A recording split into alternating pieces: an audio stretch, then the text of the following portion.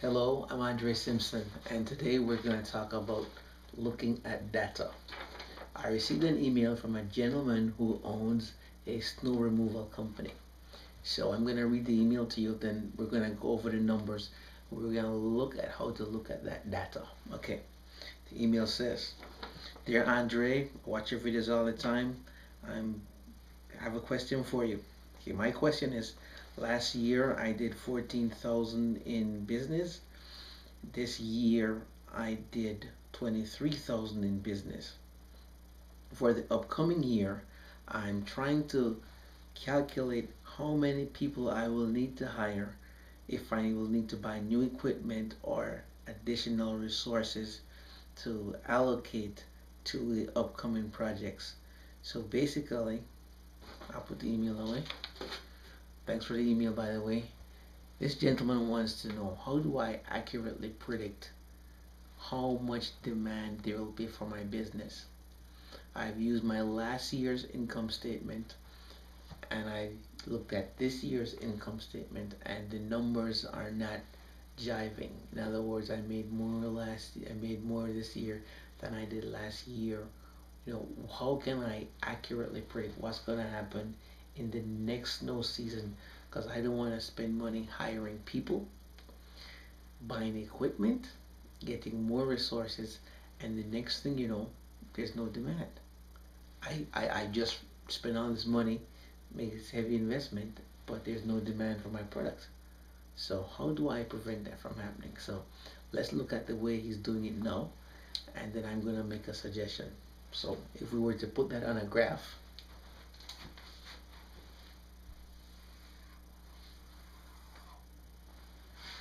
we'll have this be 0. We'll put $100 here, and we'll put $200 here, and we'll put $300 here, and we'll make this dollars, and we'll make this years. So we say year 1, year 2, year 3, and year 4. Now let us assume that in year 1 you made $150.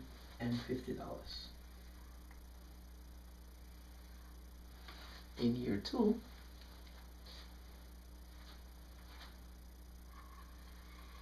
you did $200 in business. In year 3 you did $350 in business. We'll move this up a bit. Okay? And we just tack a $400 here. And in year 4 he's back again to $100 in business. Okay. Now, recap. Year 1, 150. Year 2, 200. Year 3, 350. We'll say that for year 3, 350.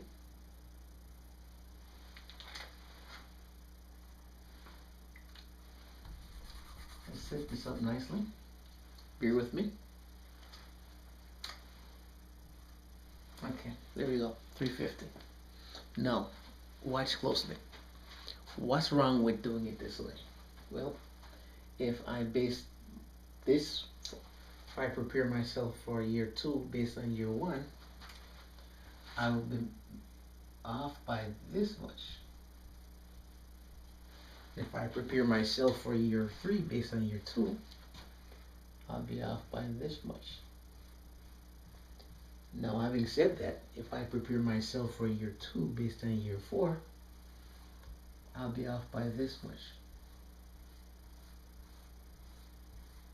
Okay. Now, this right here is what puts most business out of business. Not looking at the data carefully. This is a very dangerous slippery slope. So I'm very happy, very excited I got this email, because this is so important. We're gonna have to look at this carefully. So I'm very excited about this. This is why I love accounting. It's so good. If you know this stuff, you will come out on top. Your business will win every time. I guarantee. Here, look at this. So he's off here. Now I want to show you something here. Look at the way the income is trending. See?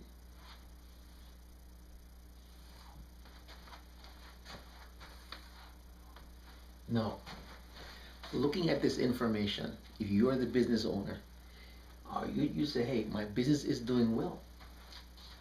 My revenue is constantly going up. Man, I'm on a roll. There's no reason for me not to buy more equipment. There is absolutely no reason for me to blow the budget out and invest in more, hire more employees, and grow the business. No, this can be very deceptive. If you don't look at your data properly, you'll hire more people. You'll build the business out. And you know what? You could be wrong. Because in year 4, there is no demand for your product. What's going to happen? You've already invested in overhead in the middle of the year. You've already ramped up. You already spent that money. You're going to have to now go into your cash reserves and hope you can weather the storm, or go into the market and fight like a dog to take customers and market share from your competitor. You're going to have to stretch beyond stretching and fight like a dog to hold on. But see, it's trending up. You got deceived. That is the flaw with looking at the data that way. In looking at data, you need to establish a cause and effect relationship. You know, what is driving my product? What is creating the demand for the good or the service I'm selling?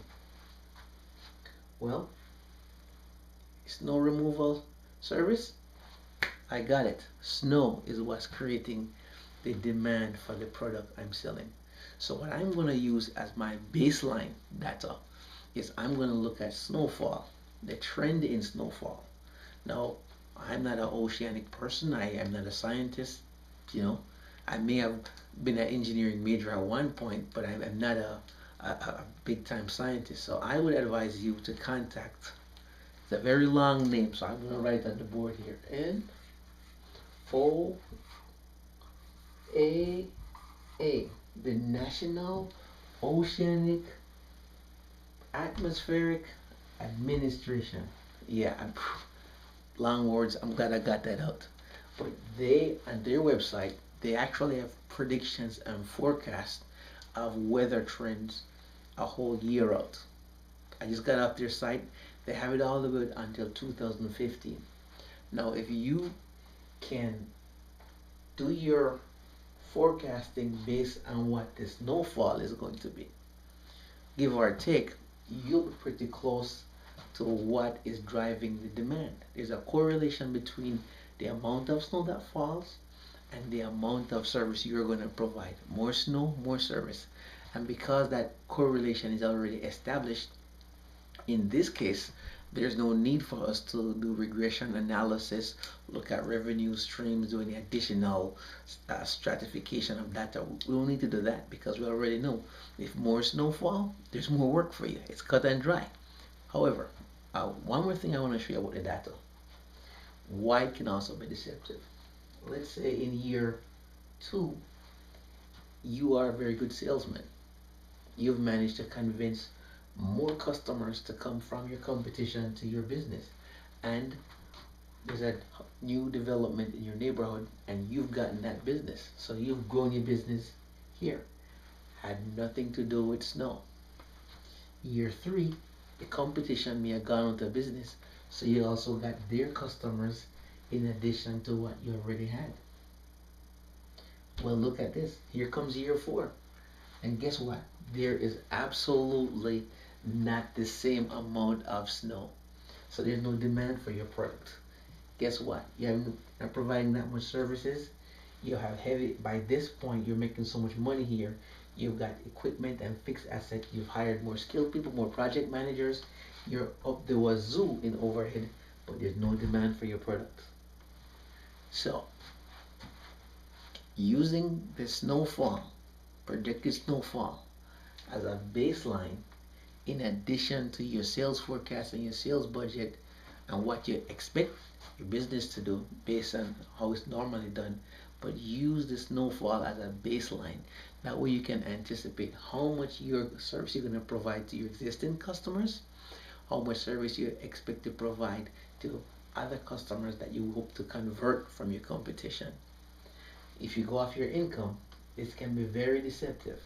You need to look at the data more carefully. You need to look at the correlations and then go with the item that has the strongest correlation, and then afterwards overlay the other factors. So if it were me, I would focus on these people, the national, oceanic, atmosphere, administration. I would give them a call. I get the snowfall projections and the data through 2015. So when 2015 rolls around, I know if the snow is gonna be here or here or here, here, or wherever it's gonna be. So I can start ramping staff up or down, and I can adjust those projections based on what the strongest demand factor is in the good or the service I'm offering. This is why I love this stuff and I'm passionate about it. Thanks for the letter. I really appreciate it. And do me a favor, after you contact the National Oceanic Atmospheric Administration, give me a call. Let me know how it worked out. Send me an email. Let me know if there's any additional information you need. Give me some feedback on what happened. And next year, I want to see your business doing well. Thanks for watching my video, and I really appreciate you sending me the email. It's a privilege to share what I know with you. Thank you so much. I really appreciate that.